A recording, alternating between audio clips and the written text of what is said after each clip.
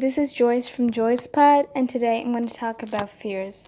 Should they be, or should we train to disappear them? What is fear? An emotion? A substance? A feeling? That is something you have to decide for yourself.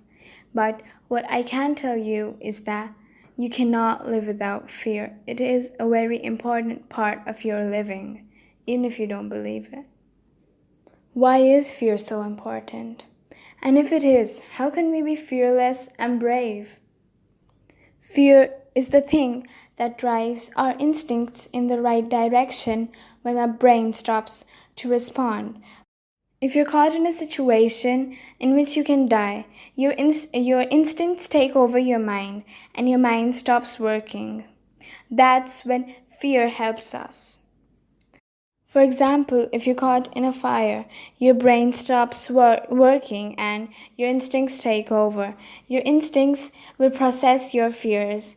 And if you're not afraid of being caught in a fire or burning in a fire, your instincts would be like, why should I run away? It's nothing. But if you are afraid of burning alive in a fire, your instincts would say, run, it's a fire, I want to live for some more years. That's common sense. So actually, fear helps a person live with common sense, and that's why fear is very important for a living being to live normally, with not stupidly. There's this quote from the book Divergent by Veronica Roth that might or might not make sense to you. Becoming fearless isn't the point. That's impossible. It's learning how to control your fear and how to be free from it. Roth gives a very important lesson. Bravery does not come with fearlessness, but with the control of fears. Fears are there to stay, but being in control of them is something you have to accomplish by yourself, and it is not an easy task, but it is possible, not impossible. The word adventure is based on fears. If you're fearless, completely fearless, not scared of anything, then adventures won't be adventures. There'll be like simple games. There'll be no fun in life, which can get boring after a few days. If you haven't seen the heartbeat line, go back home today and surf the net. It's not straight. It's up and down. It has many curves. If there are no ups and downs, then that means the person's dead. So, without these fears, these adventures to make our lives go up and down, we're actually dead. Heartbeat line is a living example of why fears are important, or as alive a heartbeat line can be. So today itself, go and change your definition of brave. You do not have to be fearless. You have to be the master of your fears. And if you think you are brave, then you are. Your friends do not have to tell you whether you are brave or not. If you think you are, then you are. It all depends on what your mind thinks. Fear is something that drives us all together. Fear of war, fear of a life without peace. That drives us together and makes us one. Fear is very important. Do not try to destroy it. It is possible, it has happened, and it will happen. But do not ruin your lives because of this small thing.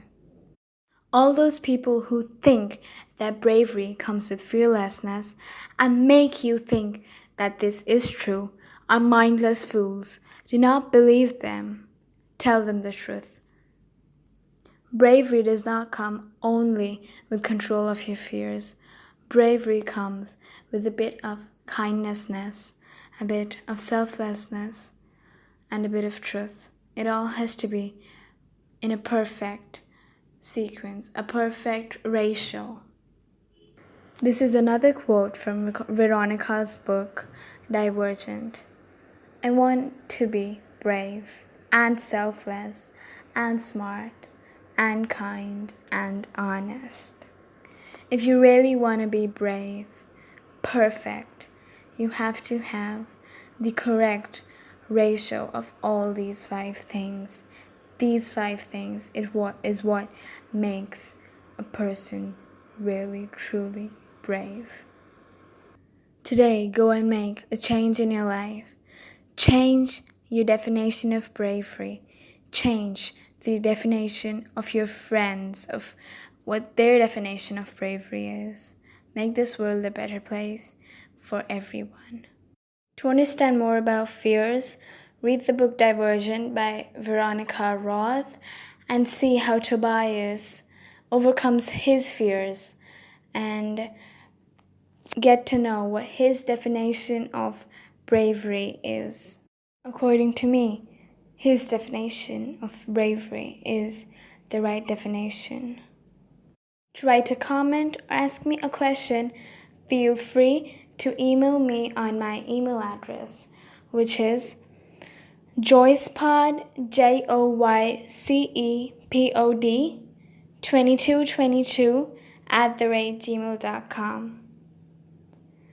Thank you, good night, and goodbye.